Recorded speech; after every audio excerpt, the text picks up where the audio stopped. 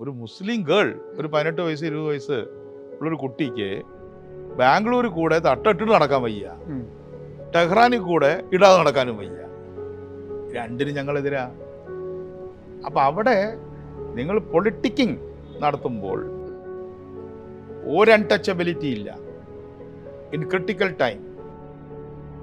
നിങ്ങൾ തട്ടം ഇടാൻ പാടില്ല എന്ന് പറഞ്ഞിട്ട് അവിടെ ഒരു കൊച്ചിനെ അടിക്കാൻ ചെല്ലുന്നു. ആ കൊച്ച് എന്താണ് അള്ളാഹു അക്ബർ എന്ന് വിളിച്ചു. അപ്പോൾ ഇവിടെ കുറേ ബുദ്ധിജീവികൾ ആ കുട്ടി ഇൻക്ലാബ് സിന്ദാബാദ് എന്ന് വിളിച്ചില്ല.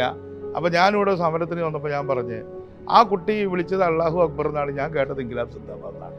എനിക്ക് തർക്കമേ ഇല്ല. അപ്പോൾ ആ കുട്ടി ജമാഅത്തെ ഇസ്ലാമിനെ എന്താ നമ്മൾ ചെയ്യേണ്ടത്? ഈ ആൻസർ മീ. ആ കുട്ടി ജമാഅത്തെ ഇസ്ലാമിയോ അല്ലെങ്കിൽ അതിന് വേറൊരു എന്തെങ്കിലും ഔട്ട്ഫിറ്റ് ആവട്ടെ, അതിൽപ്പെട്ടൊരു കുട്ടിയാണ്. ആ കുട്ടിയെ പിന്നെ അടികൊള്ളണേ കൊണ്ടോട്ടെ. ആ കുട്ടിയുടെ ആരാ പറഞ്ഞത് പോയി ചേരാനാണോ താങ്കൾ ചോദിക്കുന്നത്? ആ കുട്ടിയെയും ആ കുട്ടിയുടെ ഐഡിയോളജിയും തമ്മിൽ ഒന്നാക്കി കാണാൻ പാടുണ്ടോ? ആ കുട്ടിയുടെ ഐഡിയോളജിയുള്ള ആൾക്കാർ ഈ തല്ലാൻ വന്നവരെ എതിർത്താൽ അവരെ കൂടെ നിൽക്കും, ഞാൻ അവരെ കൂടെ നിൽക്കും. അതേസമയം ബംഗ്ലാദേശിൽ ഹിന്ദുക്കളെ അവര് ഉപദ്രവിക്കുന്നു, ഹിന്ദുവാന്നുള്ളതിന് പേരിൽ.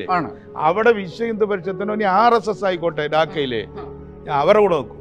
That is my position.